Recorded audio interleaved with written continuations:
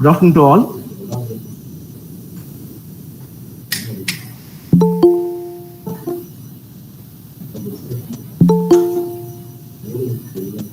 Good afternoon to all.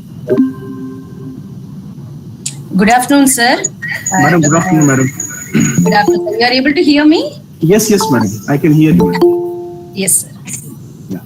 So welcome to today's FDP on Essential Soft Skills for Impactful Professional Career.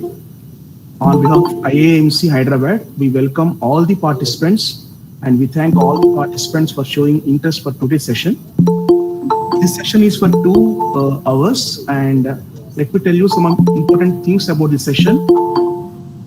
The session will be having 2 hours program, and at the end of the program, you will be having the feedback link in both the chat boxes, both Google Meet as well as the YouTube. And upon submission of the feedback, you will be getting the certificates. And for free flow of the session, what we have done is we have muted all the participants, and your questions and answers your queries will be taken at the end of the session. For that, some time will be given, and we request all of you kindly take the advantage from this session of 2 hours, where you can just change or you can just improvise your professional qualities of interpersonal as well as intrapersonal skills. Now I request our NAC coordinator as well as the head of the Department of English, Kalyani madam, to proceed further. Madam, please.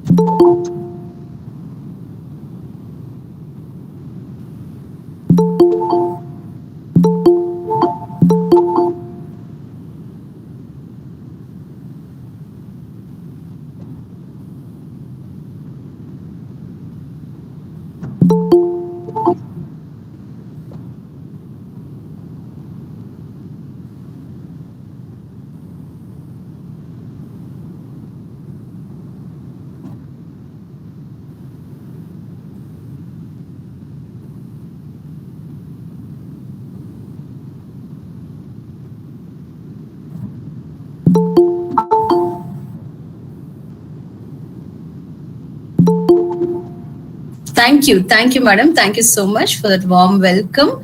So good afternoon, everybody. I'm really glad.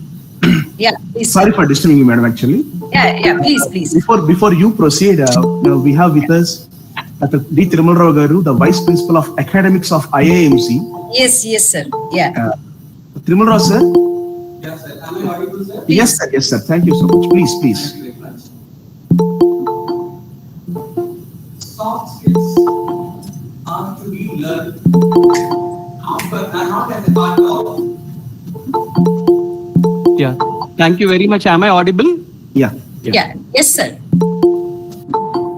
Qualification only takes us to the platform of teaching, but to sustain in that, we require certain soft skills as a part of nurturing the students.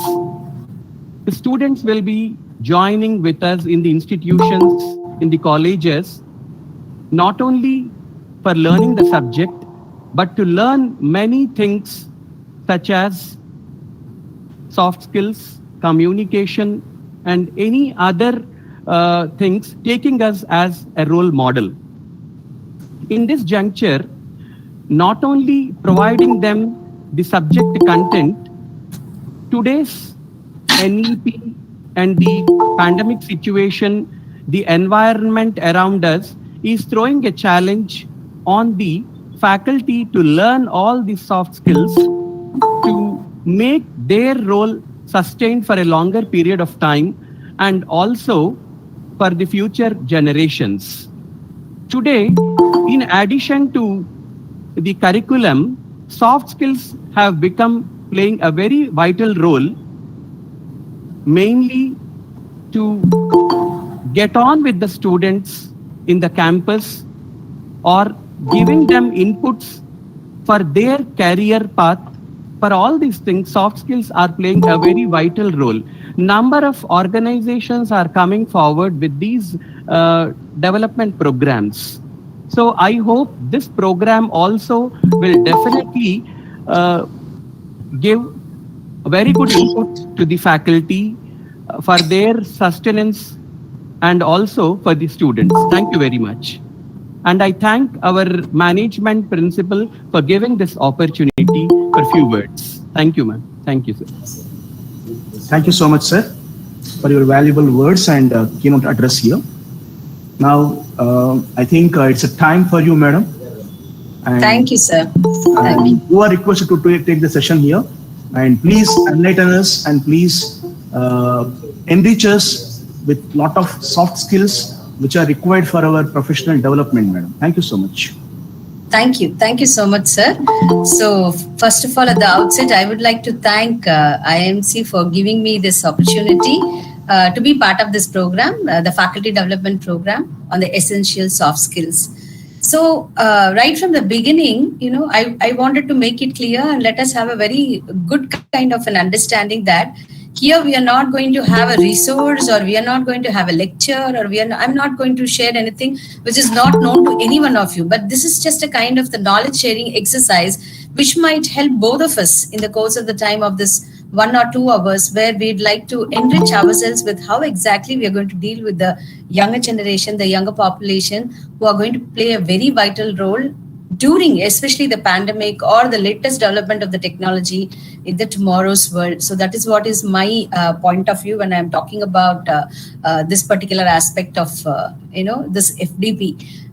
So I am a person who very firmly believes that knowledge is power. Yeah, fine. Knowledge is power and all of us, we know that. But for me, more than that, knowledge sharing is power. So anything that we share, it's going to reach many more and it's going to reach the people who require it, and we are going to get enriched because we're going to learn from it or maybe something added to that. So knowledge sharing is always my priority, and I thank the organizing team for giving me this opportunity to be part of this particular program and do this knowledge sharing today.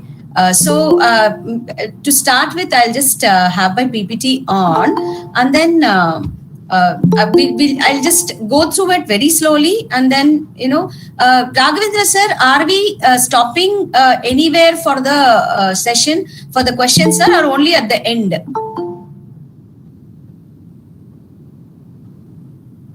Raghavendra sir? Madam. Sir, are we going to stop for questions in between, sir? Yes, madam. Okay, fine. So anybody, like you can stop me like when you feel that somebody wants to ask a question, and then we can go with the question and then go forward, sir. There is no problem at all. So to start with, so normally like when we are in a school or a college, we always feel that, or always we try to, do a kind of exercise that, whoever is there as a part of our job sharing or the knowledge sharing, it is always required that we are, the most important prominent people who are taking care of these children. Sir, I think there is a problem here. Sir, I'm getting a lot of these entries. Yeah, it is getting blocked. Yeah, sorry. No, entries will come, madam. Entries will come and automatically we are admitting, madam. No problem. No. When I'm actually doing it, that it is getting blocked. Okay, it's fine. No problem. No problem. 1 minute. Just give me a minute.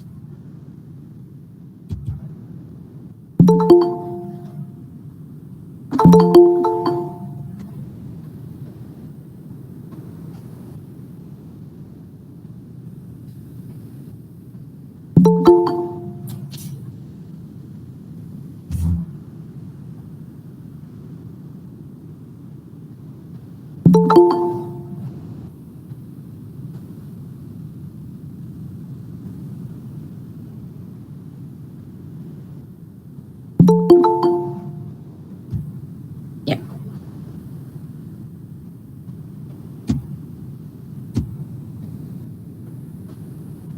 Yes, sir. Yeah. Sir, I hope you are able to see this, my presentation. Raghavendra sir, is my presentation visible? Yes, madam. Yes, madam. Yeah, it's visible. Okay, fine. Absolutely fine. And my voice is also audible? Yes. Yeah, fine. Then we'll take it up. So I'm very sorry. There was a small technical slack, but it's fine. So ICTs are bound to actually bounce on us sometimes, and it is also a very good learning experience. I take it very cool. So good afternoon once again, everybody. And today, to start with the presentation on the soft skills and the essential soft skills that make a very impactful professional career, I would like to at the very beginning share that. See, as a normal Indian housewife or a mother or a teacher or a trainer or an administrator, I understand all facets of life where people want to actually project themselves, prove themselves, and do their self-assessment to become successful in life. It is part of the entire journey of our existence on this earth.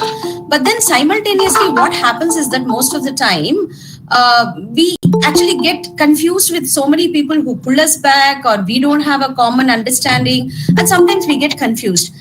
At the outset, many people they actually say that, okay, soft skills are a different part of the life skills, or the part of your personality, your interpersonal skills. But then communication also comes into picture, and it makes a huge sense. Yeah, agreed. The communication also makes a huge sense. But now this is what I would like you to understand. See, language is part of our social context.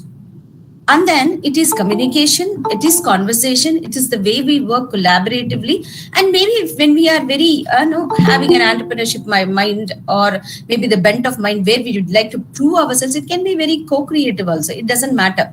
But then, language is only part of the social context where the language and the linguistic levels, they actually play a huge role in making a person get the identity in the society to start with. But then that is not the end. But then, something this is what we call as sociological context, or the linguistic context that we find along with the, language in the society. But the major impact that always we find as we are talking about soft skills now is that soft skills make a very huge difference in anybody's life, because it always depends on us. See, right from the 0 age to the age where we are not existent or non-existent on this earth. We have our own identity right from the day when we are in the mother's womb. They say that the child develops hearing capacity, the listening ability. The fetus gets the first listening ability, maybe probably the first organ to fully develop. It starts from the second month of mother's pregnancy. Then it's fine. From that time, slowly we come out into this world where the mother tongue is very much part of the entire family, or it is part of the people surrounding us. But then when we come out and then see this world and see that the mother tongue is there, or people are talking in that, we become onomatopic. We try to imitate and learn and then start practicing. Then we don't get any stress. But suddenly when something happens, like you go to a school, learn a second language, third language, then all stress kind of factors come up, and then you talk about negative things happening, and so many things which are intermittently different, and you try to understand, okay, this is very difficult and this is very easy, and you have your own mindset. Something stops us somewhere, we don't know, but then anyway, that is not going to be part of our existence anymore. And we need to understand that, see, the 21st learning or 21st century learning skills have become very, very dynamic. It is not about a society now. Yes, the society is there, but the individual also is equally important. You are part of the society and you are going to make an impact on the society. Then when you are a teacher, you're going to make a much bigger contribution as a teacher to the society. So into the 21st century, we have seen a lot of changes, but into the 21st century, as I have already spoken about now, the collaboration or the working together or having a togetherness or a leadership ability to be part of the society, lead as well as to be part of the team, has become a biggest part of successful careers. And time management, when it comes to it, it has become more important because we have so many deadlines. Sometimes we are, not able to manage. So the thinking skills or management skills or the personal skills or the interpersonal skills, they all come into picture in the 21st century where they started getting more recognition. Let me tell you, as you all know, I would have had a career of 20-25 years now. Way back when I started, this was not the situation. So when we have a 60% student, I was heading placement and training for a long time, or international relations for a long time. We have seen that we have an eligible student, we train them, and the student gets selected and they go for an induction. Or maybe for a government job, we train them, they have projects, they go and then get the job. But then, after that, there is no time for induction. Okay, the induction will happen only formally, but the student should be fully trained. At least their self-efficacy have to be proven. So the problem solving, or the metacognition, what we call as analytical ability, what they have to develop, this has become much more important. Let me tell you at this point, if you have placement trainers here, or maybe other teachers here heading the placement departments or the training departments, two things which the campus placement teams or the recruitment teams are going to actually make it very compulsory or look at is, one is creativity and another one is assertive communication. These are on the top of the charts of all the checklists that they bring. N number of companies, they don't show us actually, but because we were there in the field, we know. So any checklist that they make, any interview schedules that they make, any rating scales that they make, they start with the creativity of the child as well as the assertive communication of the child. We'll be thinking that we are going to train them monotonously in a rote memory kind of a learning, and we're going to even teach them how to tell me about yourself. But that's not the kind. So they're going to select only the people who are going to be good for the company. They never come to the colleges to reject the children. They come only for selecting the children. That's the idea. So the entire concept of any recruitment or any project or any selection or any excellence of the students in the examinations is not about what is exactly happening to the child. It is what exactly is happening in the classroom. So it's a complete transformational kind of thinking that is going to be made to the child from the first year they join with us until they pass out of the college or maybe complete their course or they come out with an outcome. This is going to be a total changeover. It is going to be a total makeover. So the listening, speaking, reading and writing are going to be part of their grooming. All the body language things which they have to learn. First of all, very, very effectively, what exactly, happens is that even though our students don't agree or they are not very good at, accepting the grooming etiquette that we give them, it's very, very, very simple that any person who looks at us first makes an impression about us only with our personal appearance before we open our mouth and speak. I think all of you agree with me on that. So that is where, because when we come to the elements of the communication, 55% of that is body language, and all of us, we know that 38% of that is the tonal quality or your voice or the modulation. But then, what is the chance that we are going to express is only 7% after the entire thing is going to get presented in front of anybody. So out of that 7%, we're going to use the best combination of the words and sentences, and we're going to introduce ourselves. Then how we are going to actually do that? What is the etiquette to do that? How are we going to actually express ourselves? So definitely when a child, see nowadays, we are talking about faculty development programs and student development programs, but I think even as a mother, simply as a mother also, I think we need to groom them right from the beginning at home itself, because sometimes there will be something which they want and something which is very necessary for them. So we need to have a very sharp line between what exactly they want and what exactly they need. We cannot go on pampering them with everything that they want, because they cannot understand what exactly they need, whether it is learning or whether it is about their own discipline. So the reflection part of it is very important. So slowly, any parent, if they are actually thinking of making the child very competitive, they have to put him into the competition. Just give them an opportunity to explore the world. It can be a class, it can be an activity, it can be an experience, it can be, an entertainment, it can be anything. But why can't we give them a chance to explore? So the personal skills slowly develop the emotional intelligence of a child, which is more now. EQ is more than IQ. So I believe in that. Your ICANN is more important than your IQ. I'm not telling this. Robin Sharma has already told this in his Monk Who Sold His Ferrari. So he says that your ICANN is very important, not your IQ, because IQ can be trained. Because let me tell you a small example.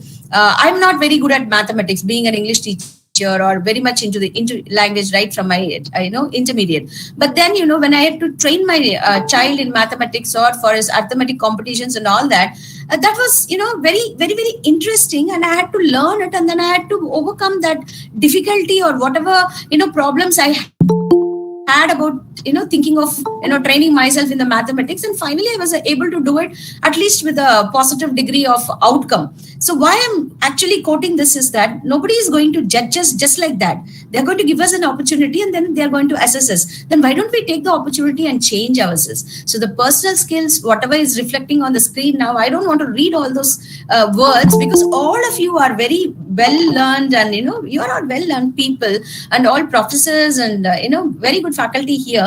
I don't want to read out all those words, but what I mean to say that when we have an amount of confidence in ourselves, yes, I'm having these kind of skills with me, and I'm going to overcome all the problems that I'm having, then automatically the interpersonal skills develop.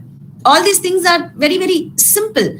Then you start thinking in a different way. You start doing the counters, or you start coming out with the problem solving, or you start decision making in the best possible way. Then automatically when we are there into our profession, giving our 100% there, being very committed, I don't think managing time or any relationship or any technology or anything is going to be a problem. Just look at me at 48, 49. I'm not very tech savvy. You can understand. I'm not completely into mobiles also. We use it only for the purpose because we don't belong to that generation. I'll tell you how, and I'll tell you why. Now look at this. This is a job landscape now. Even I am into this landscape where part of it, I'm quoting off with this 2025 only, which is WEF kind of information. So Madam, what? Yes, sir. Can you please put in this full screen mode, madam? PPT and all. That's what, sir. If I'm putting the screen, these messages when they are coming, they're getting it is getting struck. That's the reason why I'm doing this. Okay. It is not visible. It is visible only, madam. But I think some people are asking. No. That's what I told you, sir. It was just getting because with this full screen, these things are disturbing. That's the reason why I just thought that this is better. Fine, madam. Please go ahead. Thank you. Yeah. So, like what I would like to actually tell is that I also fall into this kind of a job landscape. That is, by 2025, we're going to have a great growing job demand with the digitalization of technology in almost all the fields. Every single task you take, it is going to be digitized, it is going to be automized.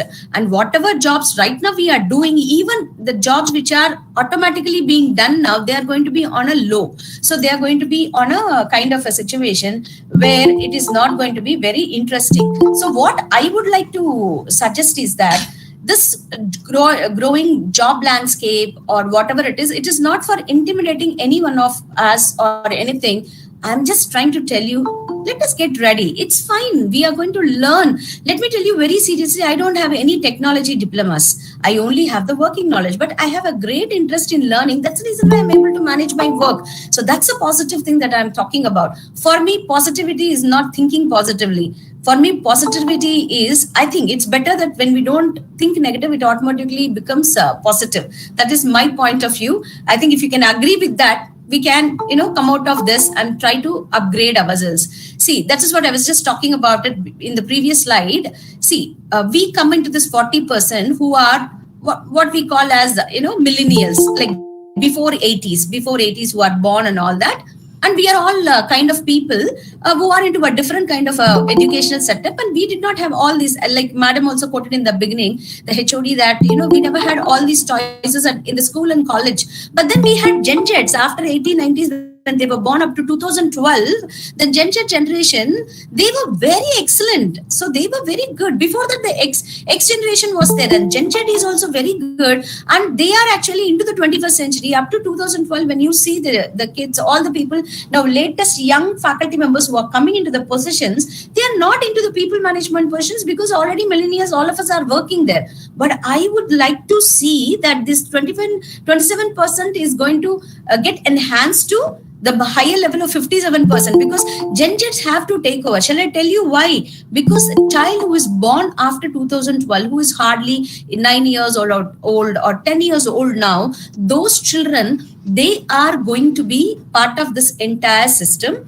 They are going to be part of this whole lot of exercise where they are learning all the things right from their school itself. They are in the school and they're learning everything in the school itself, and they're having all these activities in the school itself. So what we did not learn and straight away came to the career and learned, what our next generation learned in the schools and colleges, and they are trying to manage the children. Now they are learning in the schools. Now, obviously, everybody wants to be a boss. So that is the way we look at things. But then how we are going to be very strong in our attitude that we are going to keep up the people management positions. People management position needn't necessarily be the boss. It can even be a teacher. So when we are a teacher, so Gen Zs and the millennials, we have to keep in our mind that the next generation, the Alpha 1, and after 25, 39, we are 25, because why they have given WAF 25 is that after 25, it's going to be beta generation from 25 to 2039. So they are going to be much more faster, and their digitization and their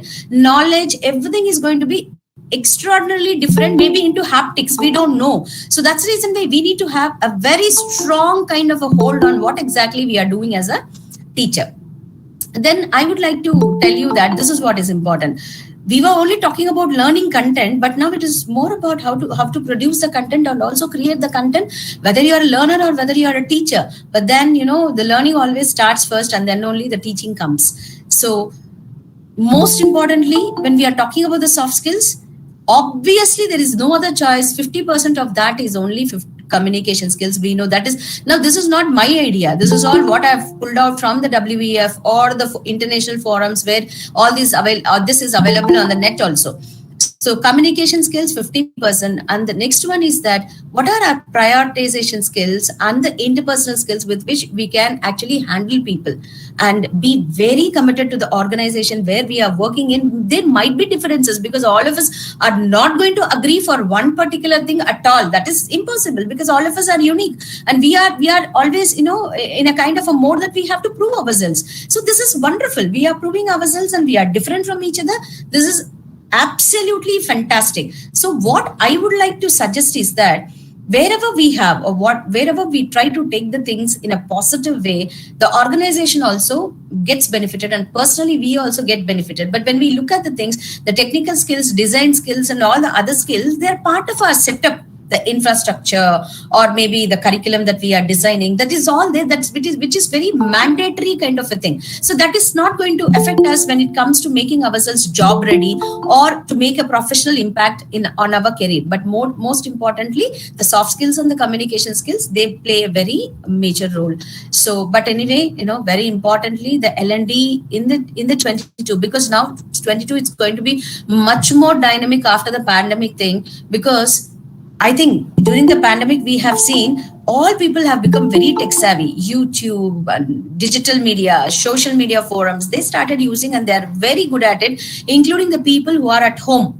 Maybe above 40, 50, 60 years also, they have become very tech savvy. So that's a good thing. So upskilling and reskilling is possible only when we have an attitude that we want to unlearn and relearn. But most of the teachers, like sometimes we feel little bit, silly or little bit, inhibited or little bit, embarrassed to actually accept this. But as a teacher or as an administrator, let me tell you, don't get into that kind of a mode. You have to upskill and reskill, then only it is going to be possible. So soft skills or any other skills that we are, trying to be, part of the social learning, it can be possible on online and all sorts of learning modes available, both synchronous and asynchronous kinds of modes that are available. It is just at the click of your mouse and you can become part of your unlearning and relearning process, and that's fantastic. We learn many more new things. So it is not about having a intelligence or strength. You just have to see that you are first very strong, so that you pay attention to making the others also very strong. Unless we are strong, the teachers cannot make the children also very strong. We don't believe it, we can never make them believe what we are trying to tell. So I would like to actually just show you a small video here.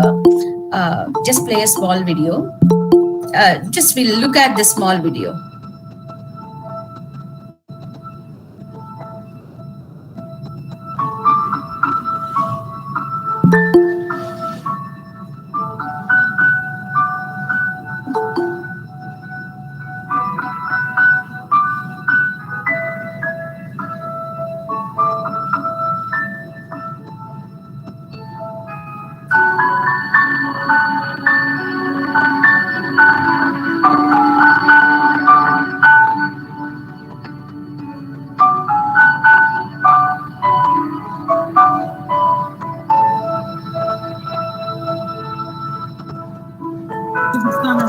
Madam? Yes, sir. Video is not displayed, madam, actually. It is not displayed, sir, but for me it is coming here. Yeah, I think again you have to share the screen, madam. That video also you have to share the screen. Okay. Yeah.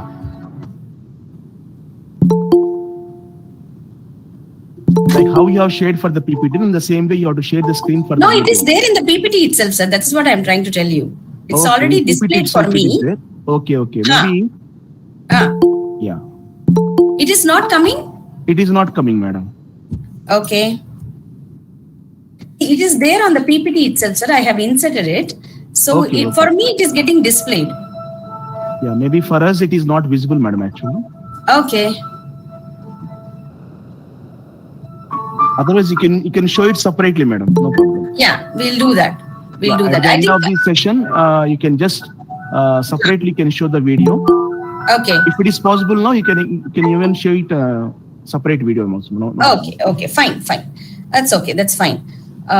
Because we'll just check on that, sir. Sure, Yeah. madam. Yeah. Yes. So as I was just talking about, see that video, what I wanted to actually show, and I was doing that display and it's not coming. I'm very sorry for that. So it was just about as a man takes his son to the village, and then they just go and see everything there, and then he comes back and talks to his son what exactly he was able to see there. The man is asking his son, we are well off and we have got a huge mansion, all the things are available here. But then, what is your understanding of this experience? He says that, the village has got, see, we have only few dogs, one dog at our home, and they have more dogs. We have a small land here. They have, a big land. We are getting everything from the shop, and they are growing and eating fresh. See, everywhere the child is able to see only what is very conspicuously, what exactly is is understanding about the whole thing. What exactly is his understanding about the whole thing? And then he's trying to make only the positive thing, that it is not that we are very rich. The experiences have to be rich. The small child was able to understand that the experiences are very rich and not the other things. Then what I would like to suggest to all the participants or everybody is that the children, see here the slide what I am displaying is maybe about the corporate readiness, because this is one of the areas where I also specialize. But then, it's not only about the corporate readiness that we are talking about here. Yes, sir. I think you are in the job landscape slide, madam. Yeah, corporate readiness slide, sir. No, madam. Actually, it is showing 5th slide only. It has to. I think you have to go to 6th slide now. Okay. Let me see.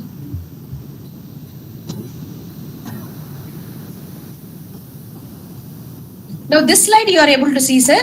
No, madam. It is still showing it job landscape slide only, madam. Okay, this slide. Yeah. That 97 million, 85 million is there, no, madam? Huh. That is only showing on the screen. So that is what I am trying to tell you, sir. When I am able to, Now I got it. Now that is what. Now you got it. It is getting struck. I don't know why.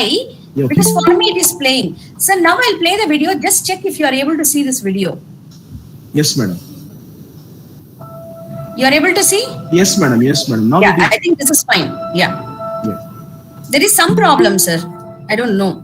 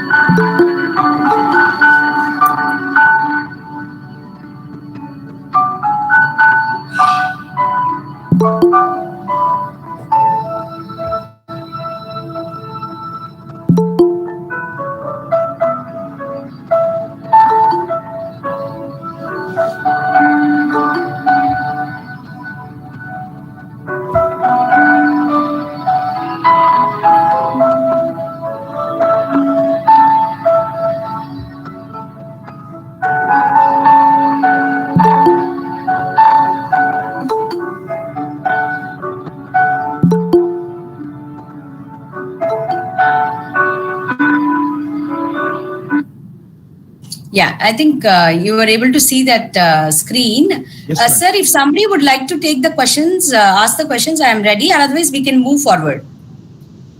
Yeah.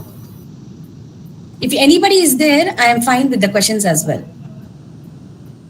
If anybody is there, we'll go for his questions. Otherwise, we'll go at the end of the session also. No Yeah. problem. Yeah. Yeah. Right, madam. We can just go ahead, madam. No problem. At the Yes, end, yes. you can have this questions. Okay, sir. Yeah, fine. Yeah, I was just talking about, like, after you have seen that small little video, because this is just going to be a kind of an interaction where we are only talking about how exactly our children look at things. And now I think this is exactly, if you have a child at home, they actually look at almost all the things very positively. Only after you come to college or only after you come to a higher level, we'll get so much stressed up with comparisons that we start thinking in a negative mode almost altogether. So I think, that is not the way where we are. See, even though the word, what I have denoted here, because this is my key area also, this is not that we have to always get our students only corporate ready. It is making them very, very professional. That is what I would like to mean to say, because, we need to have a lot of alumni engagement in the college where they come and talk to the children, and lots of internships and OJTs, because they are going to groom the children, give them the first-hand experience. Whatever we do in the classroom, fine. Contrived situations, fine. But they have to get the first-hand knowledge, and then only that first-hand knowledge is going to give them a kind of a toughness in life. So corporate lectures or the guest lectures that we bring or the industry interaction that we do, this is all part of their curriculum. That is one side, but you have to give them more than that, because you have to make them open up into lots and lots of categorization where it is very useful for them to, understand that, it is not only their attitude building, but also aptitude building, where they try to practice a lot. See, normally what happens is that practice is only one thing which they do it monotonously, but only perfect practice gives them the perfect chance of excelling the entire world, and then, making a mark for themselves. Every single child is precious. We are going to look into their upskilling very strongly from the academics, from the management side, from the organization, and develop their personal skills as well as technical skills, because that is what world is looking at. See, now when you look at this particular side, I think all of us agree with that. Always, a lot of things will be there in our path.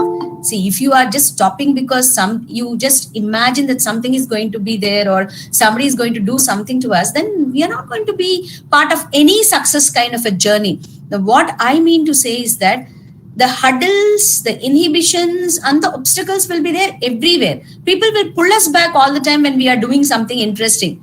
Don't worry about that. Go ahead.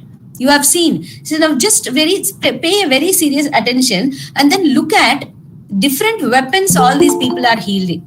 They are actually having weapons in their hands, and they are holding them and they're wielding them and they're trying to hit at us. Just look at the weapons. Sometimes ego or hitters is the last thing that we can manage. But when we look at the fear, it is a bigger dimension. See, now come on, like say, for example, there's an earthquake or something, a natural disaster has come. So fear is automatic. Somebody asks us, to talk somewhere or, prove ourselves or do something. We automatically try to express our defense mechanism and try to actually get sympathy from others. See, that quality of sympathy that we expect ours is the biggest promoter of fear, because always we try to show fear so that people will sympathize with us. See, that is the biggest weapon. If you see, we are having in the hands of fear, kind of a sharp knife, which is going to cut our success or the way we are trying to feel. And if you look at the boss is, having a, rifle in his hands, or gun, in his hands. People always think that they shoot at us. But when we just think that we are also a family, we are born into a family called, a very sweet family called team. And we are born into a team called family. So, obviously, so when something happens at home, you say, my brother, sister, mother, father. So you don't have any negative feelings with them. But suddenly when boss says something, we get all the negative feelings in the world. So we always think that he's going to hit at us. No, he's not going to hit at us. But anyway, this is how we imagine different kinds of weapons and different kinds of hurdles in our mind, and we try to stop ourselves. There is nothing like that. So why I'm talking about this particular slide so very, seriously, and is that, so that this is the final conclusion: fixed mindset and the growth mindset. You always take an escapism. You don't want to change. You don't want to groom yourself.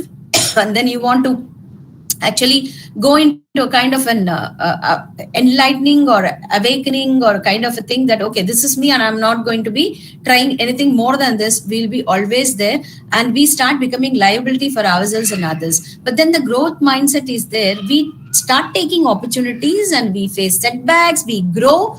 Definitely we're going to prove ourselves.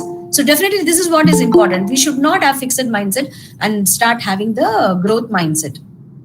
So to start with, the soft skills for self-management, as I already told you, growth mindset, and first of all, the self-awareness. So as I told you, we just have to understand what exactly we are. All of us are not going to have all the qualities. Let us start from what we have. So emotional balance, yes, I'm not going to get totally blown up for everything, because I have got a small thing called as self-confidence. And definitely stress management is only in the mind. It might be, even without stress, we can't do anything. Without the positive stress, we cannot perform any task. Tomorrow is the exam, then only we'll write. If nobody is asking us for examination, then we don't write at all. That stress is required to get a degree. So eustress is always good. Distress maybe we should not have, but that gives us resilience. We start persevering things. Even though there is a setback, we start thinking, okay, this is a learning point, I'm going to change this. So skills are there. But then, forgive and forget is a very different kind of a concept. Why I have actually placed this after resilience is that normally, typically, personally, you will have a different attitude. Each one of us for forgiveness and forgetfulness also. But then anyway, put them to the back of the mind and only think about what is going to be the possible situation then, and only do the productivity.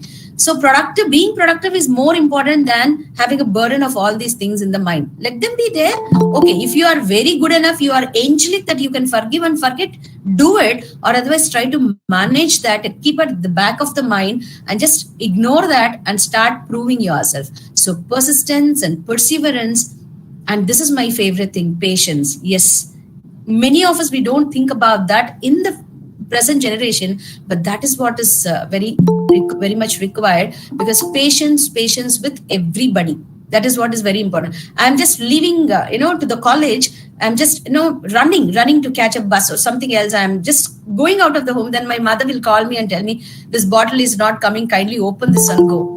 So at that particular moment, you are rushing and she calls back. Sometimes maybe we do, or sometimes maybe we not do. We'll say, Ma, what? At this time you are asking me to open this bottle. Then she'll be standing looking at us like this. But that is the way we need to understand things, because, okay, fine. Even if I go 1 minute late to the college, it's fine. I can give an explanation, but I cannot hurt the feelings of the mother or that old person who is above 60 or 70 should be the concept. The same concept we have to follow with the child also, who cannot learn a concept in the classroom. Why not? You are in a hurry to complete the syllabus. If they ask the question, why are we actually angry with them? Can we not give them a reply? Can we not give them another session where we can explain it to them? All children cannot understand all the things. Let me tell you very seriously, my son is an international mental arithmetic champion, but sometimes he gets struck with maths because he'll get a lot of doubts. Sometimes he'll get very less maths in mathematics also. Why not? Is it a kind of a parameter that he has to be a topper with that kind of an achievement? Absolutely not. So patience is the key, and you have to have the perception to understand what the other person is thinking. So this is our favorite area, comfort zone. We feel safe, in control. We'll come to the college at 9 o'clock and go out of the college at 5 o'clock. Just do our classwork, do the assessments, do the examination. That's it.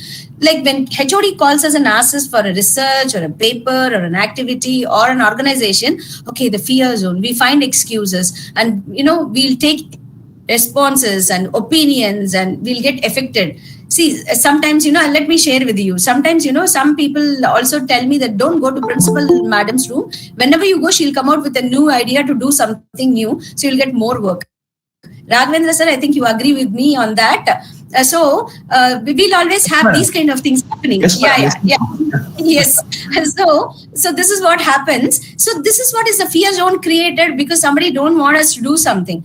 But then, the learning zone, okay, fine. After that also you go beyond that and go to the learning zone. You extend your comfort zone, you acquire new skills, learn something new and deal with the challenges. You just go to the growth zone. There you live your dreams, you set new goals, you actually conquer the objectives, then you become the resource.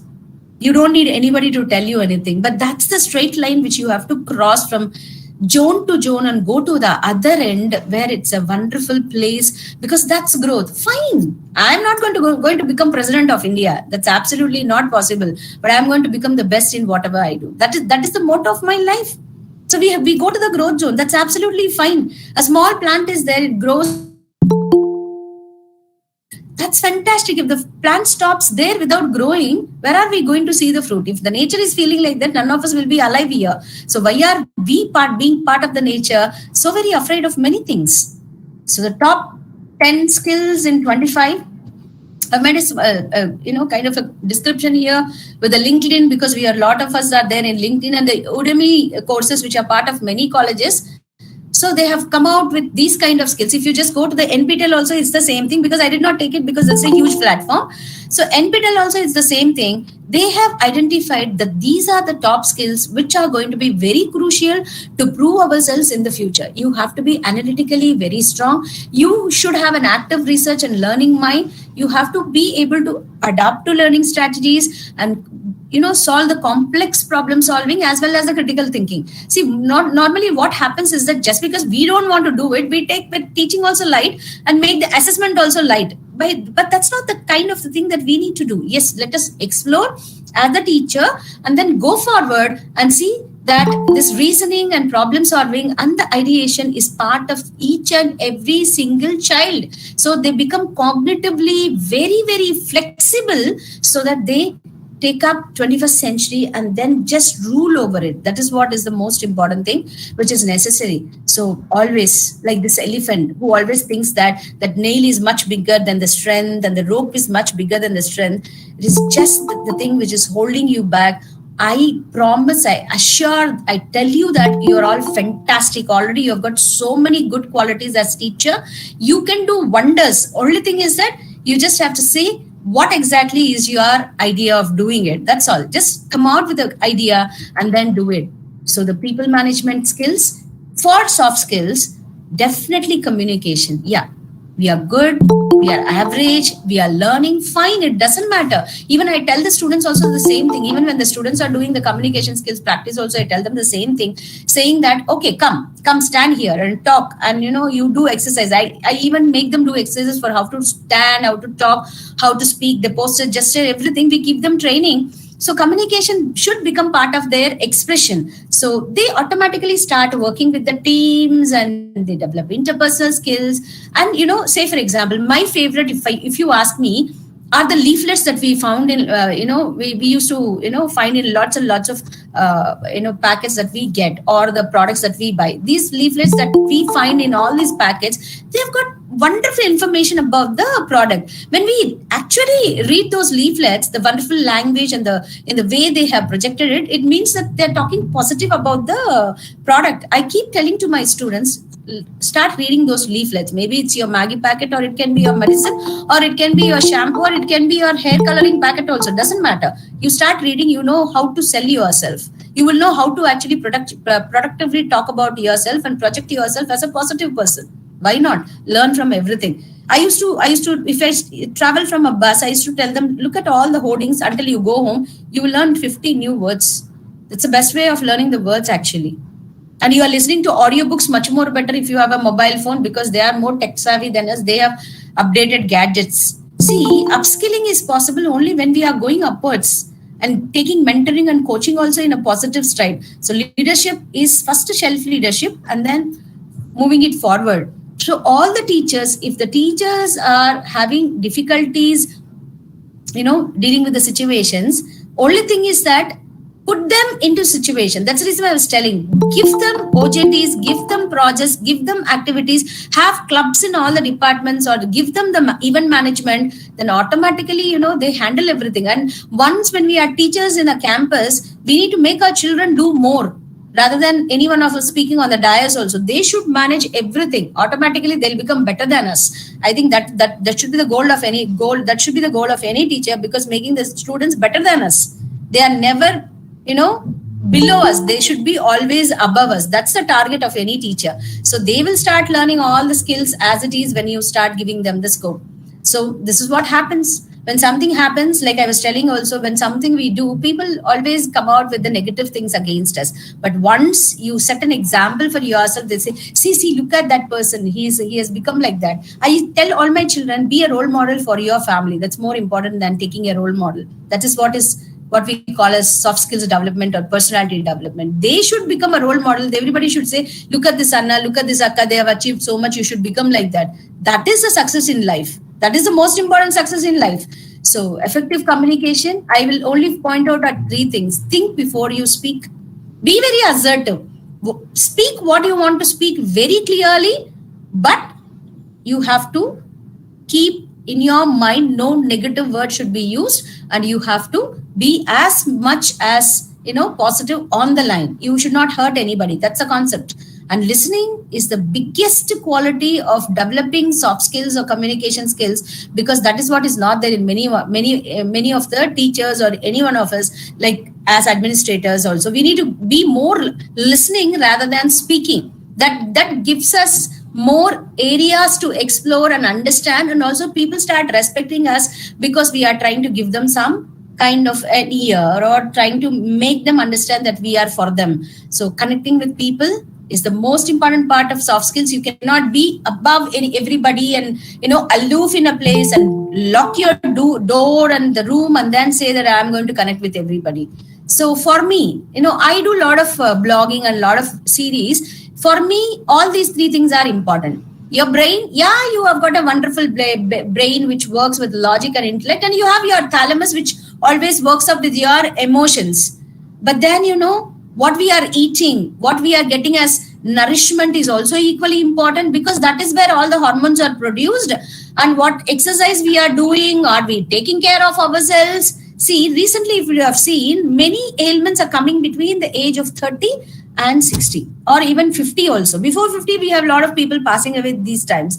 So actually, I even, to give you a tip of the day, I even tell you, don't allow your children or tell your students not go to the gym before 20. They have to do toning exercises and stretching exercises or sporting exercises before 20, not any kind of gym exercise where they put a weight on themselves and their mind and the heart and the gut and everything. That's very, very important, because teens, what we call as 13 to 19, prohibited to go to the gym. But we see that is the fashion of the day. Many of our children go and they don't have energy when they come back to the class and listen to us. So we need to understand, and same with the faculty also. If you are in any of these age groups between 20 to 50 or 60 also, please see to it that you do very light exercise. See, after a certain period of time, sporting exercises, and after 40, very light sporting exercises, maybe yoga or meditation or very light exercising like walking or cycling, biking can happen, but not exactly putting a pressure on your mind and body where you cannot even understand. I'll tell you one thing.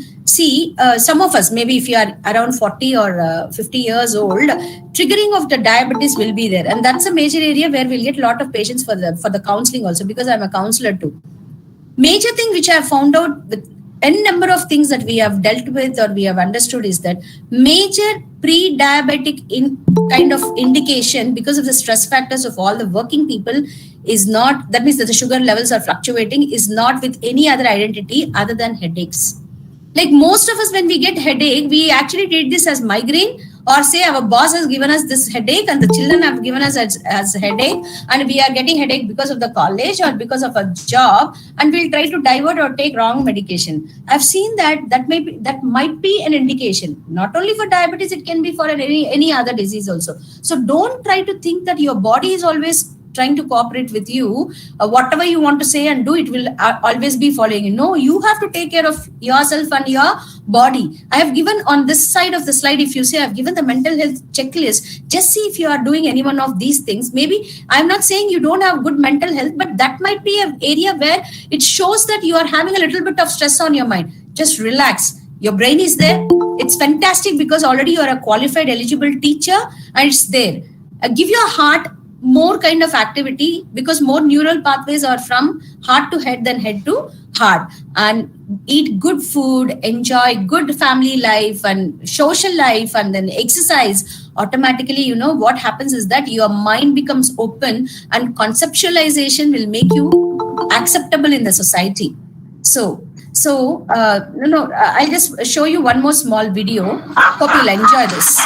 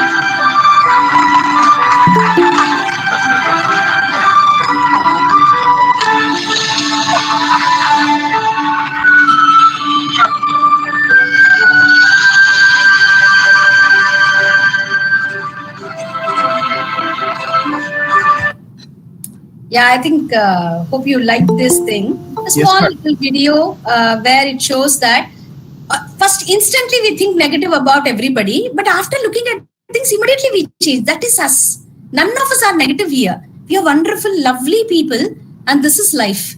And believe me, we see intimidating things on the news, or maybe we have very unfortunate for things happening across the world also. But world is always a beautiful place. With my own personal experience, where I've traveled widely across the country and abroad, I've always found people very wonderful. And wherever we go in the interior forest, or maybe an axle kind of area where we don't have a security kind of a system, I'm not actually pointing out. I'm talking about, they say these don't, but there when I go and see, I find only lovely, wonderful people talking to us. There are no negative people. Maybe people have a different ideology. It doesn't matter, right? So it's their own life. So we need to understand as a teacher or as a trainer that every child has got a different kind of a mentality and different kind of a situation or a social background, and then they are going to come to us. And then when they come, they're all just our students, and they need to get the training what they are required to, what they require to actually put up their best performance, and that's what is going to matter. So that feeling that everything is beautiful and wonderful in life is a great asset for all of us. So believe in yourself is my mantra. So forget about everything. When somebody says no, you say yes and say, okay, let me do it immediately. And it's not about the boss. It's not about anybody. All of us are there together. If the concept of team spirit is there inside our mind, the negative thinking, somebody is trying to boss over us, never comes. Because you have to win the people to your thinking and also be a leader. It's not about, first you have to change yourself. That's absolutely necessary, because you have to understand, okay, I'm going to be myself, but see, what I'm going to show to the world is that, see, you have seen a small cat and a big lion there. I don't mean that you have to be a lion and intimidate people. No, lion is a wonderful creature. It will not disturb anybody until it is being challenged. So that should be the way where we actually be part of the society. We need not go for challenges every day and say, see, I'm better than somebody else. That's not required. Our work should speak about us. That should be the quality of life. Just believe in yourself. Do your work. People automatically recognize you. That is how it works. So that is what I also believe in. And maybe it has worked for many of us, as I was talking about millennials. And Gen Z, yeah, a little bit of a combination of confusion, ambiguity that they have in the mind. You let it go off, then soft skills automatically come into the mind. So your brain requires a lot of exercise. As I was just talking about, I think anybody who's between 30 and 50, we need to exercise a lot. And exercise a lot, it means it's not that you are doing 75% exercise and doing dieting and undernourishment of the body, and then you are having a lot of problem like what happened during the COVID time. No, 80%. Bindas, you can go for your favorite food, enjoy your life, everything. But the 20% of exercise, yes, you need to do. You need to understand that the body produces different kinds of amino acids, or maybe the kind of hormones which are required for your brain to perform well. That comes only through the proper activity that you not only give to your your brain, but also to your heart, as well as your entire body, where the reflexes work and the flexibility also improves, because that is also required for doing work. We should not get stressed up. See, sometimes we come to the college in the morning at 9 o'clock or 8 o'clock or 7 o'clock and be there up to the same time in the night. What we are and how we are in the morning, we should be the same all through the day. It's impossible, but we need to start practicing that. That means the same mood, the same thing, and the same temperament maybe. Sometimes I'm not saying we are not angelic gods, like we are going to be like, like Baba and say, okay, I'm going to be smiling and showing my hand. Absolutely not. We show a lot of emotions, but controlling that is possible when you are also very strong physically. So give this choice to your children very, very seriously, and to yourself also. Please listen and speak more, and then do lots and lots of reading. Then writing automatically comes up at the end. This is a factual thing which happens with the communication skills. So micro habits are the best. See, I don't want to eat junk food should not be the mantra. I will eat junk food, but very rarely, or whenever I want. That's it. That's okay. Today, 100% eat healthy food. Tomorrow it's going to be 60, 40% I'm going to drink a Pepsi can, and then I'm going to have pizza. Absolutely fine. Wednesday, after that, maybe other day you can have 80%, or you can have 60%, or you can have 40%. Keep doing it. But micro habits do help. It can be exercise, it can be reading, or it can be any exercise, like you do any kind of hustling. It doesn't matter. But sustain and have a continuity and consistency, rather than having a fixed goal and you don't do it at all. You'll say, I'm going to follow this strictly, and you don't do it because you are afraid of doing it. No. Do it, consistently do it, but start with small kind of breaks or micro habits, and then start doing it, and automatically it will happen. And see, I want to do some exercise. I can't do it for more than 10 minutes. Fine, but at least we are doing exercise. That's more than enough. You are going to bed. You can have something on your mobile. You can read. That is also reading. Reading a book is good, but on a mobile also reading. Good. Read a newspaper. At least you will get a little bit of a refreshment for your mind. So these 4 things, whatever we are seeing, meta learning is separate here, but the 3 Ks is what we call as knowledge, skills, and attitude, the character. All these things are absolutely necessary, and this is what is the entire curriculum based on. And in the 21st century, as a new NEP policy says, it's so much of the new aspects coming in together.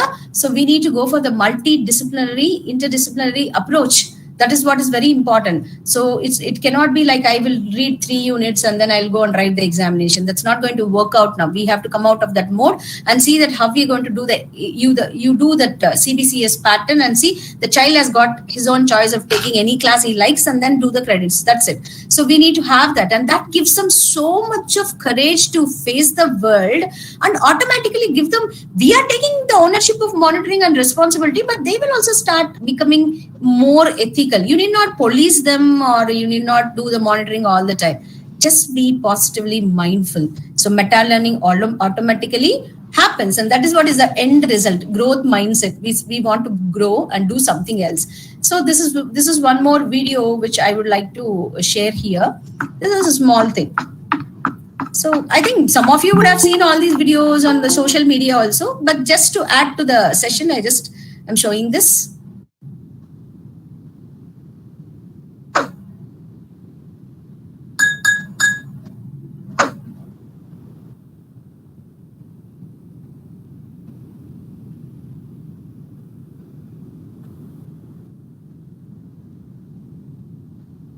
That's it, the quality of a leader. So teacher is always a leader, and this is what the teacher is going to do to all the children. They have to do.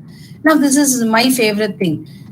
Early in the morning, all of us are worried about our phones and charging and everything. Are we really charging ourselves? So every day, sometimes we pull our legs towards the college. Sometimes we don't want to take a break.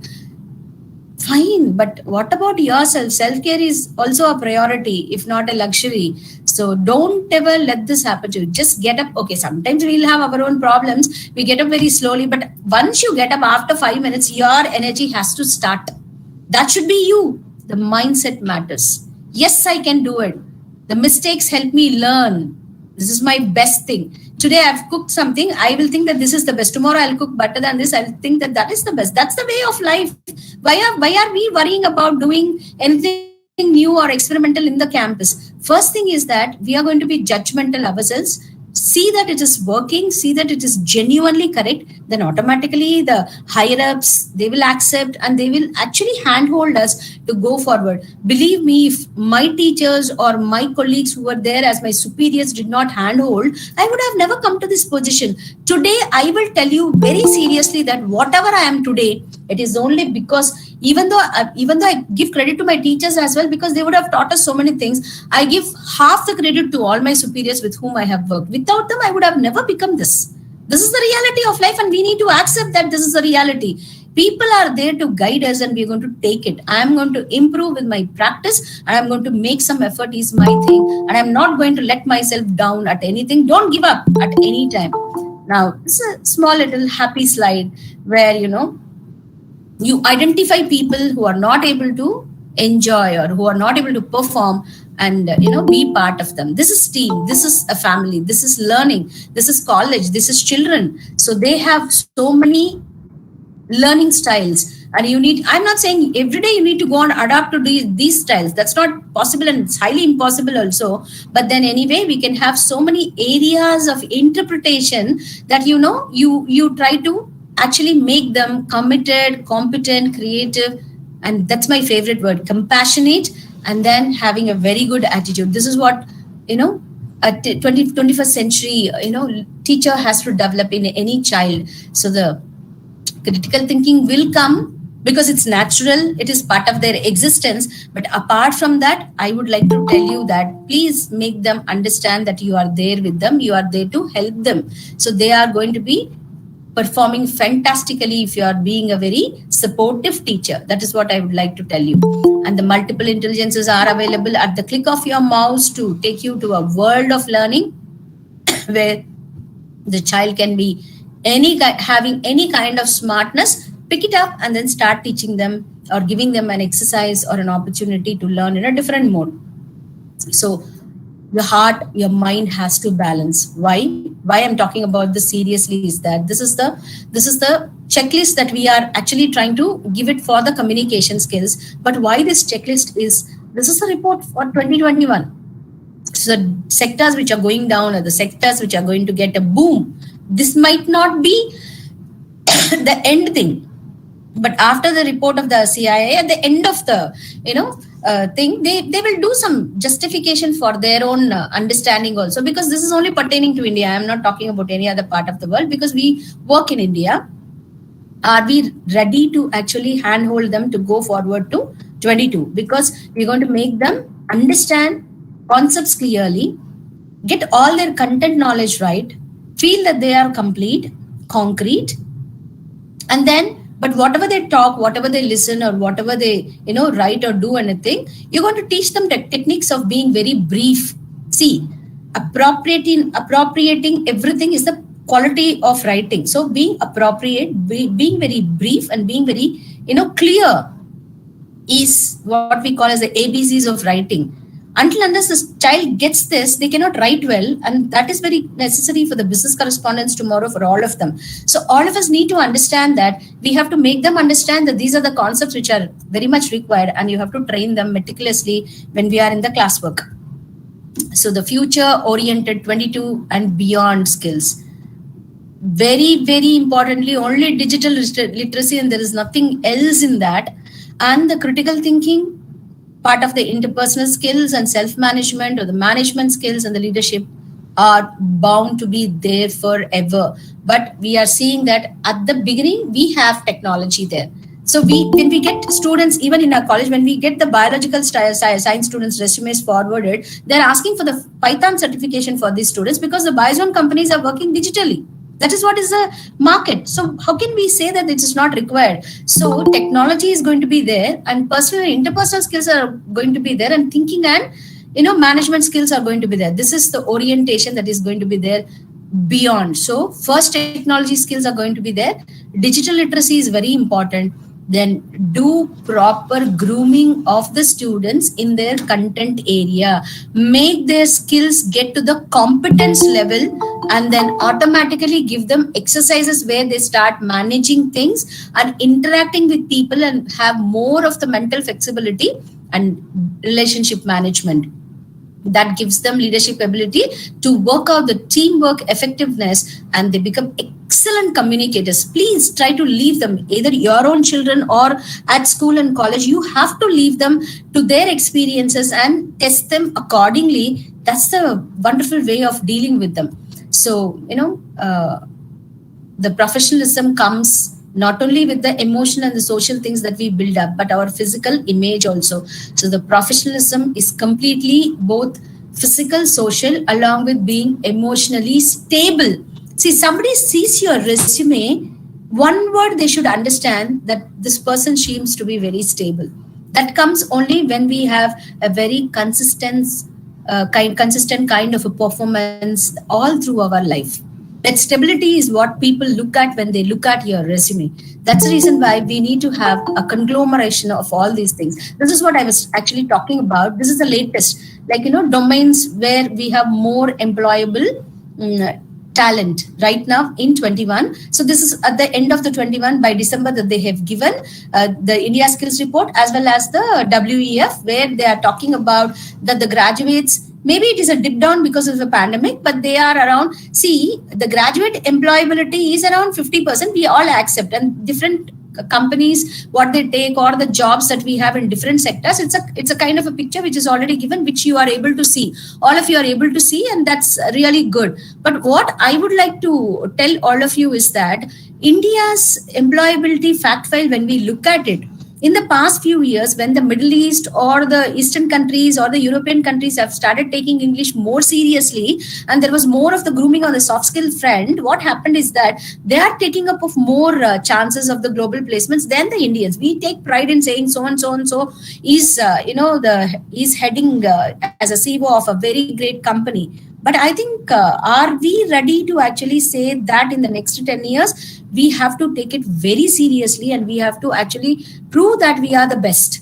Because the global market is not really good for Indian students as of now, because the percentage of employability globally is only around 20-25%. So this is not very good sign of actually saying that we have got this. These things can be very rosy to look at, that the 50% or 20% of the students are good at, thing. But when you look at seeing, computer applications like 22%, or, some areas like Polytechnic and B Pharm are also low, it is because that they don't have the application kind of a knowledge. And we need not take pride that the MBA or BTech are on the top, but this can be much better. With the experience that I've worked in the B schools, I'm telling you, the more you give them live projects and work experience projects and do a lot of coordination, they do as many projects per fact file of a semester, I think the student is not going to be viable or employable in the next season of the society, because that is what they're looking at, having a dynamic child in 2022. That is what is important. So the combination, hard skills, soft skills, and the traits. So how do people understand that you are having soft skills, or how do they perceive that you are having, hard skills? You have knowledge, you have skills. How do they understand? Number one, they see whether you're confident. They're also seeing whether you are persistent, your performance, your mark list. They get it from your resume, and the way you're talking. The combination for being very assertive is 20% of being aggressive and 80% of assertiveness. If you are very, very much on the calmer side, it can be 10% of passiveness and 90% of assertiveness, but assertiveness is compulsory. And the trait that we are looking out for is creativity. And the trait, as I already told you, is to be ethical and patient. And something which is very interesting as of now is that because of ISO, because of global accreditation patterns which have come, they are into risk taking also. They see whether this boy or girl is ready to take any risks in future. So that's fantastic, because it's a natural way of judging how a person can really become with the right people in a right manner. That is also very important. Why are you wasting time communicating to somebody who is not listening at all? And are you clear on what you are trying to accomplish and then, enhance and encourage? And how are you engaged in multitasking? At this one particular, why I'm showing this particular slide is that I just want to talk to all the teachers here. Sometimes when junior faculty members come to the college, what happens is that 2 years at least these junior students or the faculty members will take time, because they are given new papers, they have to prepare, they have to become very fluent in the exercise of the taking the class, and then they become comfortable over a period of time and they become confident.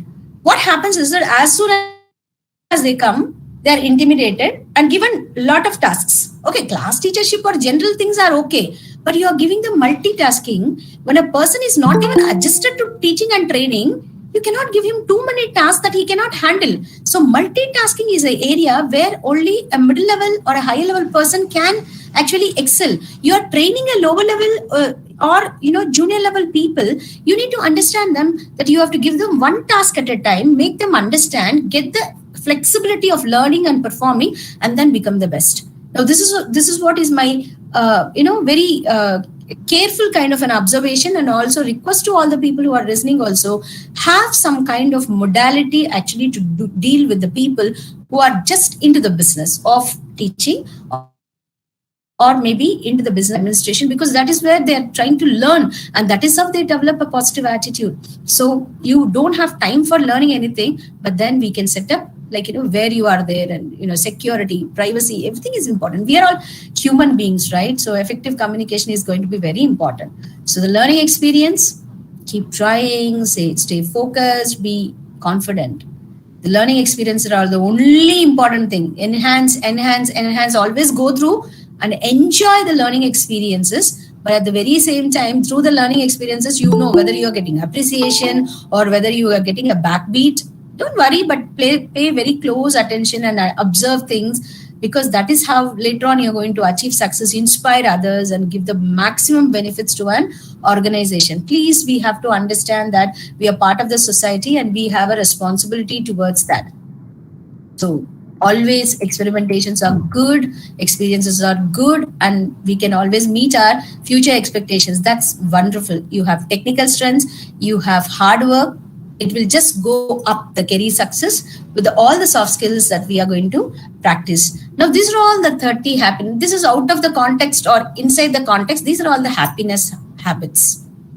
You can do whatever, but don't drink too much of water, right? So if you drink too much of water, your sodium in the body gets dissolved, and then sometimes your brain gets also kind of fog. So drink lots of water. That is only for hydration. Don't take it otherwise. But otherwise, 2 or 3 liters per day is fine. Just I would like to share one more thing here. What I would like to suggest is that eat only when you're hungry and drink only when you are thirsty. That's the best way of keeping yourself healthy. And then have happiness habits. Whatever you love, whatever you like to do to yourself personally, to just relax, as well as learn every day and enhance your things every day, or enhance your capabilities every day. See, each and every one of you, all the people who are here and all the people who are online, or somebody who are my friends, anybody who is around here, or people to the world, I would like to tell that keeping ourselves happy makes us very content, and then afterwards we'll give that happiness to others also. So every day that's the reason it's called as present. So it's wonderful. So we know we like it, we don't like it. You get a present, you like it and don't like it also, it doesn't matter, but it's a present, right? You got it, you enjoy that and make happiness habits, and then automatically, wonderfully, you will have a great time in your life. This is what I would like to share and tell. And this is my contact ID or address. You can always write to me, any one of you, and even the organizers will share with you. And this is my small presentation, or long, lengthy presentation. You people have to tell me. So I thank you for this opportunity. Sorry, we did not have a big screen. Hope it was visible. Otherwise, I will request the organizers to share the presentation with all of you, so that you can go through it at your own convenience. So we are going to share this. So don't worry about the presentation. It was only that I was trying to discuss it with a visual medium. Thank you so much, all of you. And with this, we'll come to the end of this presentation. So I think we can do more of this sharing with our interaction. Yes, madam. Thank you so much, madam. I think PPTs can be shared among all the participants, madam, later on. Yes, sir. Sure. Yeah. The floor is now open to all the participants here. Now you are enabled to speak. Now you are enabled to chat. Whatever questions you have, just you can post the questions, or you can ask the questions here. No problem. May I proceed? Yes, please. All right. Hello, ma'am. Thank you so much. Hello. Yes. All right, ma'am. I just have a simple question. Yeah. So on the screen, I could see hard skills, soft skills, and traits. Right? Yeah. So I very well understand the difference between hard skills and soft skills. I was just wondering, what is this third element, which is trait? Because I always engage those traits under the umbrella of soft skills. Yeah. So can you please elaborate? I mean, See, that is what, see, there is no dimension where we are only going to put them into the hard kind of compartmentalization, madam. So there is nothing like that. See, we have terminology for communication skills and soft skills. The trait is a personal characteristic feature that we have to develop, and it doesn't come with our teaching. We are going to actually train them over communication skills and the soft skills, and final outcome in your assessment should be the trait. okay. Also, I was wondering. You must be in a position to assess whether that quality is imbibed by the child or not. That is a trait. Yes, Okay. and it is for ourselves and others also. Okay. Okay. Okay, daily, say for example, madam, daily I am seeing lot of coaching or mentoring videos, right? But after that also I don't become confident. How? Why? Yeah. Okay. Yeah, that is what. So until unless I am being judged, then I cannot come out with any kind of solution, right? All right. Oh, that makes sense. Thank you so much. Yeah. Ma'am, just adding more to this. So soft skill is something that we develop over time. Right? Yes. So likewise, you can say the same statement for traits as well. Yes, definitely. Say for example, we have a child who comes to the college in the first year, right? And the child has come and the child doesn't even know how to stand. I'll give you a small tip here. When the children come for the communication skills practice, what I'll do is that I'll ask jam session, and all these sessions are completely what you understand, right? You do all these sessions at college. So what is that means? I will try to do one thing very seriously. I will actually ask them to speak with a timer on. So first level of thing is that as a placement assessment, I would have done thousands of mock interviews or mock tests. So as an interviewer, I know that anybody who breaks before 30 seconds will not be recruited, because that's a basic guideline for communication. So I'll first have the timer on. So normally we know that the children break before 10 seconds, right? So they'll break before 10 seconds initially, but after that you observe them, they'll start speaking for 1 minute or 2 minutes. Right, madam? So they'll start speaking more. Okay. Then afterwards, once they start speaking very thing, then I'll put a book on the top of their head and make them stand and speak. No, they should not, ma'am. This is about the posture. Your entire body, from the ears to shoulders, shoulders to hip to knee, and knee to waist should be in one single straight line. Absolutely. So I put a book on the top of their head and make them speak. Then after 2-3 sessions, they are much better than me. I promise that. Yeah. Thank you so much, ma'am. I understood. Thank you for answering the question. Thank you. Thank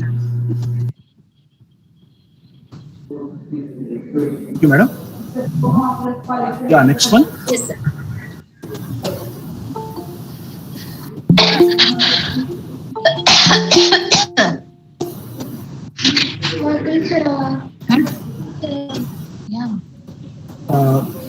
Madam, there is a question in the YouTube. Yes, sir.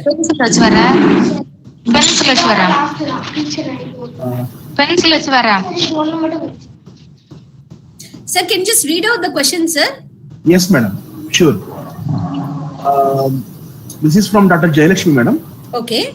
No more teacher is meant to teach, but they also do many administrative jobs. How do they handle it? Does that not bring down their esteem and shoot up their stress? What are your thoughts, madam? Madam, good afternoon. That's a very good question. I would like to answer this not as a personal trainer, but like a mother or a housewife.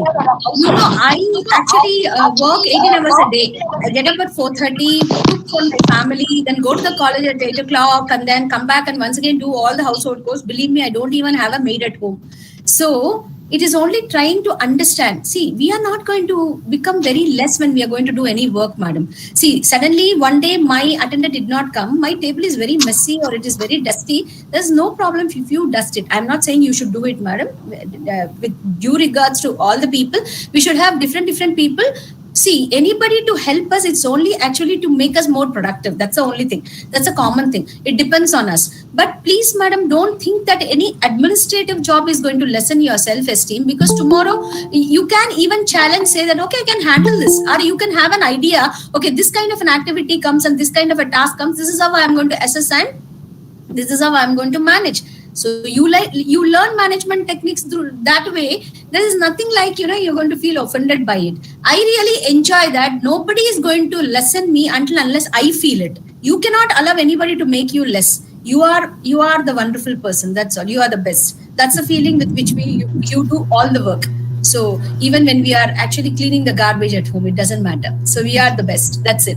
So any job that we are doing, when we are doing it as a learning experience, it will not make us. I can understand. I very well understand your question, because we are burdened with the administrative tasks, which take us, into so much of stress, including me. And we get so tired when we go back home. And sometimes, we are very, tired even to come back next day. I can understand, but that's okay. That's part of our learning experience. And it is only for few days that we do it. And all the other days are ours. So absolutely fine. And you are the best. Thank you, We ma'am. need to learn to be more productive from you. How to Yes. work for so long, 18 Yes, hours a yes. day. Yeah, I can understand. But I don't want any one of you to do that until you like it. Yeah. So I don't mind to say that it should be like, completely kind of chain reaction. Absolutely not. It's only about me. So I represent a true Indian society. Yeah, please tell. Good afternoon, ma'am. Good afternoon, sir. You were just talking about emotional intelligence and emotional quotient, Yes, sir. and how these two things are differ from each other. I mean, emotional intelligence and intellectual intelligence kind of thing. Sir, These two things determine the attitude of a person or not. What is your take on this? You want me to actually talk about the IQ and the EQ quotient and how they differ, right? Yeah, absolutely, sir. See, IQ is something which is part of your anatomy, right? Your brain, it is made. And sometimes even, the children who are challenged also are having very high IQ. Autistic children are having very high IQ because that is how the brain works. Maybe that works very slow for them, but it works fantastically. So IQ is a part of our anatomy or the body which can be trained. First of all, so with any small, say for example, you take reading, you are an English teacher or any other teacher, you take reading.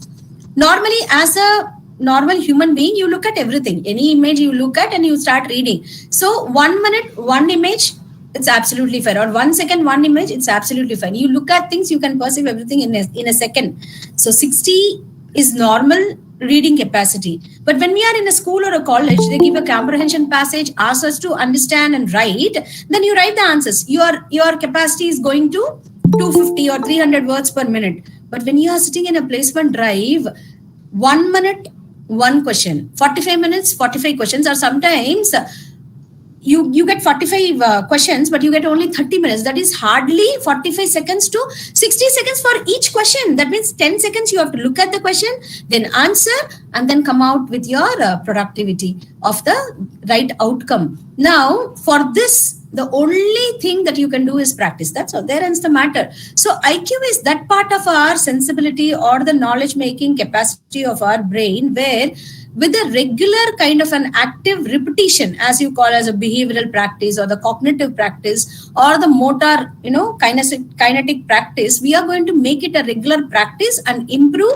and then make the flexible, rigid things come into a motion and then actually apply that to get the stability of the action. So that's a very natural process. And sometimes unless we are very challenged, this is not going to get affected. But when it comes to EQ, what are all your knowledge and the skills, they are going to get applied in the society. How are we going to apply them? Okay, say for example, as the madam was also rightly telling, when somebody gives us a task which we don't like, are we really doing it? It depends on only our emotional ability. Somebody is trying to pull us down. See, I'll tell you, sometimes what happens is that you are in a common activity in a team. 1 or 2 people try to dominate you, even though you are the person who has created the whole thing. But do you think your importance is going to get belittled if somebody is trying to do it on the stage there? Absolutely not, sir. That is the time when we have to make the restraint. It's very difficult. Believe me, including me, we'll have problems with that. But that is where I'm not going to get angry. I'm not going to get sad. I'm not going to get depressed. I'm not going to have jealousy. I'm not going to have negative thinking. And I'm going to balance myself with a diversion or ignoring that particular situation and trying to come out with the easy management of the task. And that comes with the EQ. So EQ is also by practice, but first of all, we need to understand and assess what is our situation and what is the present situation and how the other person is playing the role. So we need to do a quick assessment there. So both of them, they depend on practice, but this is making our body flexible and this is making our brain flexible, because we need to take out all the filters and keep them ready and then filter it out, whatever is not required for us. We need to actually, cut off and compartmentalize from whatever we are doing from time to time. That is what I would like to say. Yeah. Okay, ma'am. Thank you. I think it was fairly fine, sir, the answer. Yeah, absolutely. But as you were telling, it is very difficult for us to. Definitely, sir. I can understand. When someone is annoying, when somebody is bulldozing Yes. you need to have a lot of patience and tolerance. At times, it is very difficult. Self-respect comes in. Definitely, I understand. But don't let them take the opportunity, sir. You have to be very strong. Yeah. Okay, the moment can be very embarrassing or distressing for us, but you are yourself. Don't feel low. Be very strong. Be yourself. See that you are having that quality with you, and definitely nobody is going to belittle you. Yes. That's the most important thing. I can understand that, but if not very spiritually thinking about it, it is us who are going to perform, and then God who is going to be the final destiny. So forget about all the things, because I feel all the people are wonderful and good. Sometimes, negative thinking comes only because of misunderstandings. I think that we have to actually normalize. Yeah. Thank you, ma'am. Thank you. Hello. Thank you, madam. Yes, sir. There is one more query in YouTube, madam, that Yeah. is confidence level of a person play any kind of role for enhancing his or her interpersonal skill? Yeah, definitely. Whoever has asked this question, yes, definitely yes. I'll tell you, like say for example, confidence level, when you are talking about it, as I was just talking about an exercise or anything, what happens is that many a time in our society, we are given wrong notions, or, I will tell you, like, a girl cannot do this, a boy cannot do that, and this, that, and all these comparisons will come. All these things will come. That's always a part of our society. But let me tell you, 100 years back, when the first girl child went to an engineering college or a medical college, because many, and I take pride that most of them, they were, whoever has done first in the Indian subcontinent for army or medicine or engineering, they're all, all girls are from South India. So when they did not have any kind of thought process which pulled them down in the past 100 years, no, nothing is going to happen to us. Definitely self-confidence, not overconfidence maybe, but definitely, self-confidence is a very, very important thing, which is going to play a role of a successful, person. Definitely, it's going to be intermittently connected. And, even though there might be a perpetual delay in becoming successful also, it is not going to be a big matter of fact. What I would like to tell you is that unless you believe in yourself, nobody else is going to believe. Just now I was trying to tell you, that's the reason why I gave you an example. First, try to become a good housewife rather than become a good principal. That is okay. I'm there as a principal.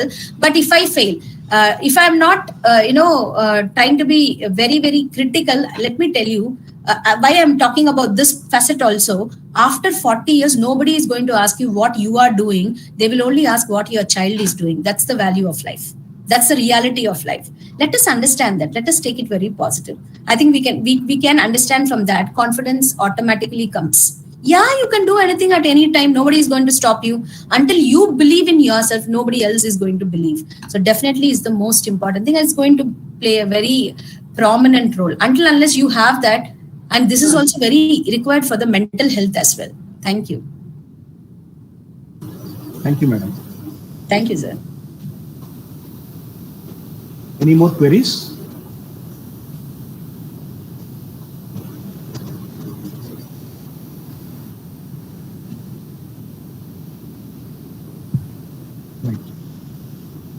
ma'am. Can you please hear me? Yeah, I'm there. First of all, I would like to congratulate you for your wonderful presentation. And my question is that, in the classroom, how to gauge the mental setup of the students? Like what all parameters I should apply to find out the mental setup of my students in the classroom? Classroom, yeah. See, all of us, we know how we take the mental health checklist or how we assess them and all that. But I think the observation that can be very useful for a teacher is doing the body language assessment, madam, because the child has to sit in a class depending on the timings of the college, maybe for 5 to 6 hours, and in the Indian context, we have seen that they are still in the traditional setup, sitting in a class for 5 hours, 6 hours, in their age where they'll have physical or mental problems. But looking at their body language, their posture, or their leg positions, or the hand positions, or maybe how they're expressing their non-verbal and verbal communication, whatever is happening in the classroom, I think that's the first level of judgment that the teacher can do about the mental health conditions of his child. Not very seriously, but then all the teachers are now made mentors, and then we have the mentoring kind of outlook which is developed by every college. Then you can even have the counseling referral sheets, maybe, which is not applicable for everybody, an online counselor or an offline counselor in the campus, but the teacher can take them to a counselor only when it is necessary. Otherwise, when the child is performing well in the campus, why is it that you are getting into their personal things? He is performing well, he is good in the class, and then he is able to put forward his assessment in the best possible way, leave their personal things to them. But sometimes I've even seen that the teachers go beyond one level of line, and then go into their personal things and try to assess them. Not required. As I told you, give them knowledge, make them skillful, make them competent. That is our duty anyway. We are paid for that, or we take pride in that. And after that, see that their attitude is good. That is how they represent. See, knowingly, unknowingly, they are our brand ambassadors for the organization, for the students. So we have to take care of that. I think that is the most important thing. So with the body language, we can start. And then instead of making them do routine things, once in a while, you can start giving them activities. And believe me, sometimes when we stretch and do the activities, there will be a little bit of change in the students. Say, for example, I'll tell you, in the college, I'll be very busy in the morning because we have half a day college, then followed by another thing. I worked in a college where I had 2 shifts also. But sometimes what happens is that I take out time from my busy schedule. 12 hours a day, but another thing in that is that I'll go and interact with the students. I'll conduct group discussions, or I'll conduct mock interviews, or extensively I used to do in any college where I used to work. I used to work as a teacher or a trainer, now as a principal also, maybe past 10 years I've been doing that only. Even when I am busy, maybe in the afternoon or morning or any other off class, I'll just go and try to interact with the students. Believe me, madam, in the very first beginning, they won't even come. But after that, now I'll tell you very seriously, agree with me that they don't even wishes on campus. I think you agree with me on that. Exactly. So after that, what happens is that they will start slowly identifying us. Otherwise, they don't even remember our name. Then we cannot actually blame them, because that is the mental setup with which they come.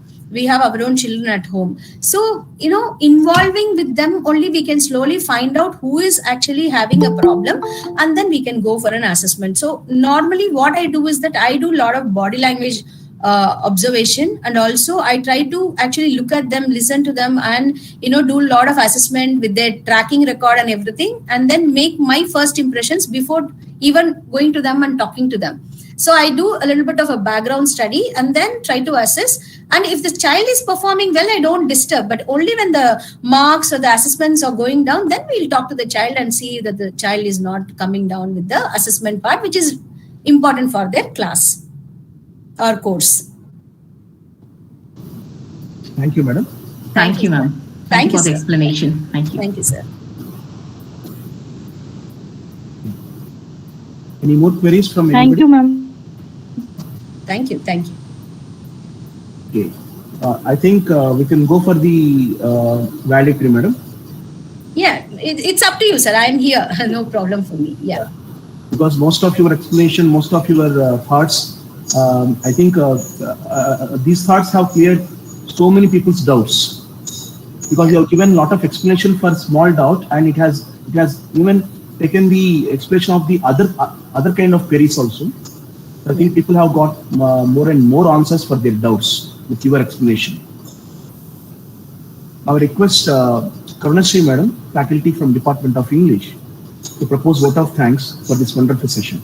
Madam? Yes, sir. Good afternoon, everyone. It's my pleasure to propose vote of thanks. First, I'd like to thank you, Asha Lata Madam, who has given so many inputs to us. It's a wonderful session, and we can see the feedback in the chat box also. Appreciating Madam. And like ma'am was talking about different zones where we need to identify so that we can also grow. And because of our growth, we can also support our students to grow, which is very, very important. And soft skills plays a major role in that. I thank you, ma'am. Thanks a lot for the wonderful session. Thank you. Thank you. I thank IIMC College, Indian Institute of Management and Commerce, management who supported us, Principal Raghuveer sir, who supported us always, Vice Principal Sarita Madam,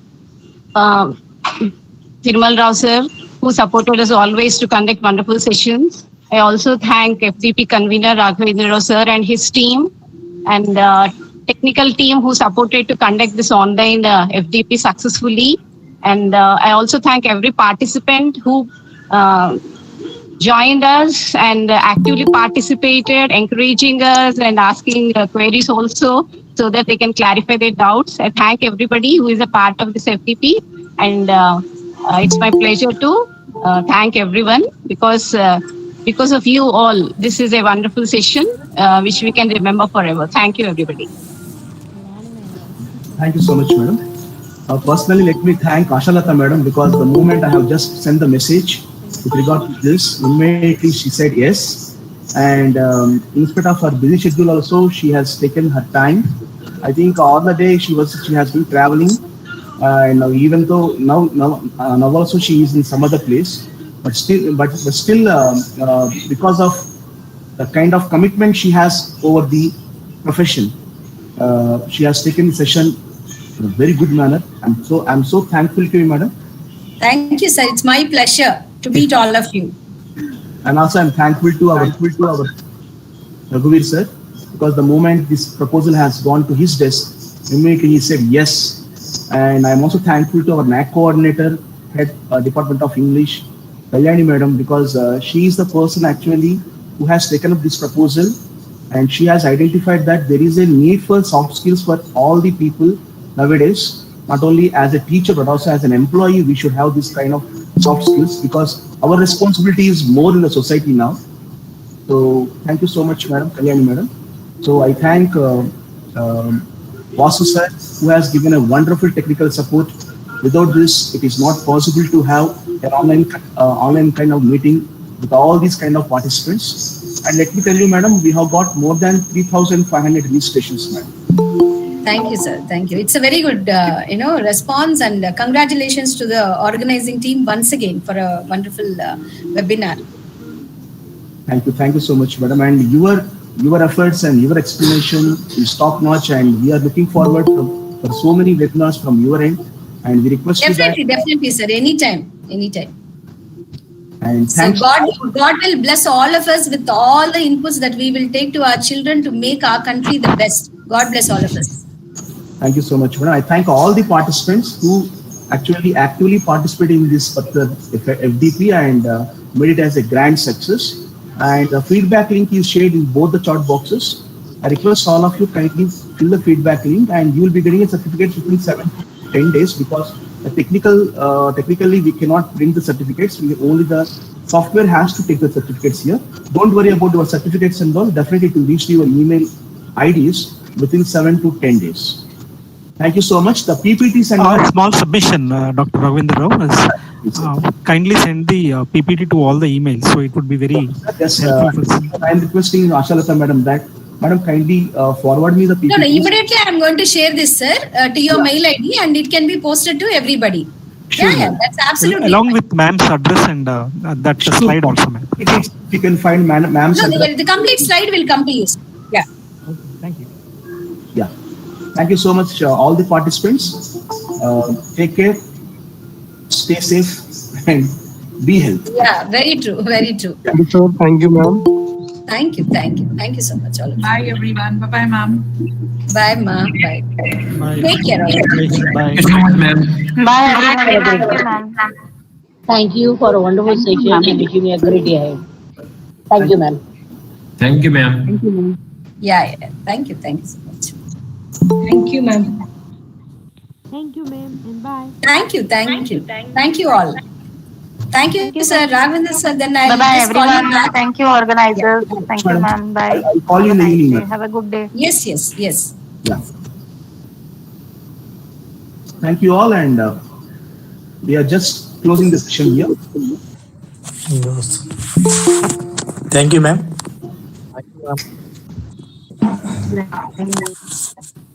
Thank you, ma'am. Thank you, sir. Good session. Thank you, madam. Thank you, sir. Thank you, madam, for giving good session and very valuable you. information. Thank you so Thank much. you so much. Thank you so much, Thank sir. you. Thank you.